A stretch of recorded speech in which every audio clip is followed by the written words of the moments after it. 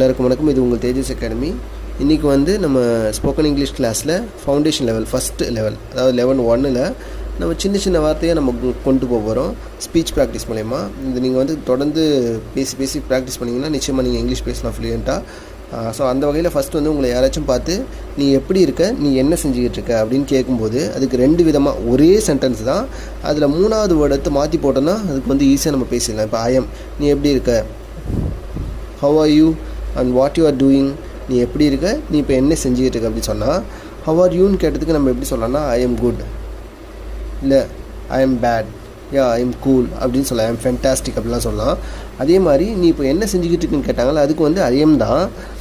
அப்போது I am working, I am studying, I am listening to music, I am walking, I am playing cricket. So பாருங்கள், கேள்வி ஒன்று தான்.